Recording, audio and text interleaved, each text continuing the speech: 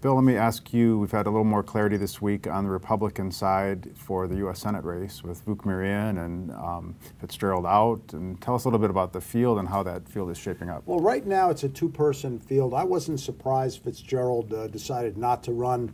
He was only going to run if the whole party lined up behind him. That wasn't going to happen. So now we have so far a two-person race between Leah Vukmir, very well-established conservative, versus Kevin Nicholson, a former Democrat, younger by a generation, a U.S. Marine veteran who has to show his conservative credentials to the base. And we're still waiting on Eric Hovde, the Madison businessman who was runner-up to former Governor Tommy Thompson in 2012. It looks like it's going to be a pretty healthy slugfest if it's a two-person race. So how do they, either the two or if Hovde gets in, how do you see them positioning themselves? I mean, how do they measure out the electorate, and what part do they go for? They go right.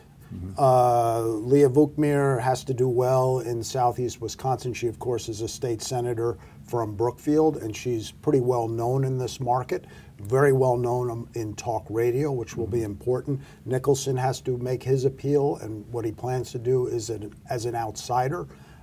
It'll be interesting to see if that works in a partisan primary, a Republican base that usually is fired up for its established candidates. Right, yeah. Patrick, let me ask you on Nicholson and his background, which obviously will become an issue as a former Democrat who spoke at the Democratic National Convention in the past. How does he,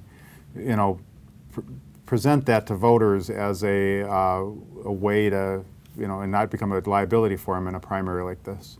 Right. So what that means is in this Republican primary, he's going to be trying to position himself to the right of Leah Vukmir, who's one of the most conservative members of the Wisconsin State Senate. So it's going to be very interesting because, he hasn't been known until he came into this. He does have this Democratic past and, being pretty vocal about that when he was in the College Democrats, leading them nationally.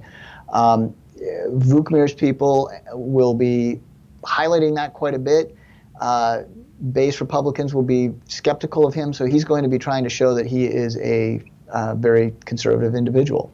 All right, and Bill, what are the odds that we see an ad with him and a picture of Ronald Reagan in it, or Donald Trump as past Democrats who've became Republicans? Isn't that his case? Look, I saw the error in my ways, and that would be his case. But I think we're going to more and more see the ad of him speaking at the Democratic National Convention, supporting a woman's right to choose. I think that's probably the ad we're going to see quite a lot of in the Republican primary. And then they're going to both attack Tammy Baldwin.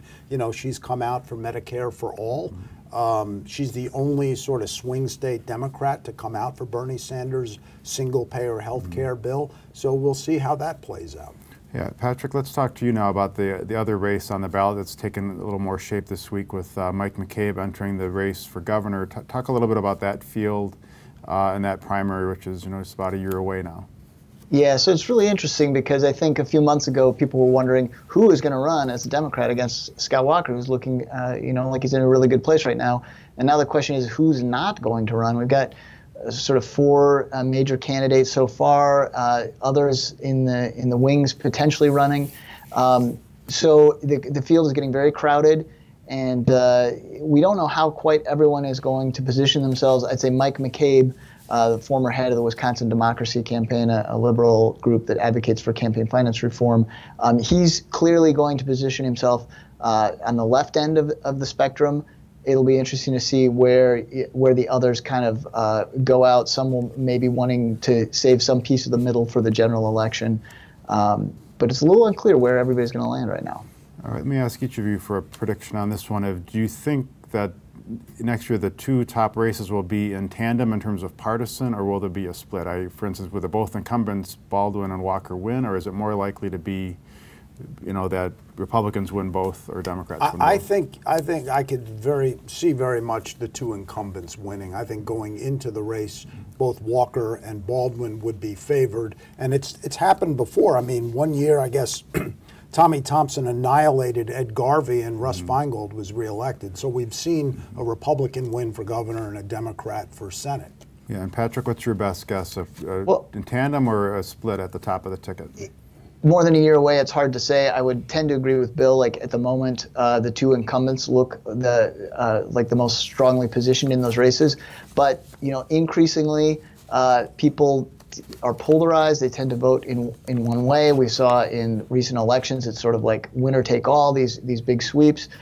So let's see what the climate's like come late summer next year, and that may tell us whether we're going to go back to this history of ticket splitting, or if we're going to have like a good year for Dems or a good year for Republicans and a terrible year for the other party.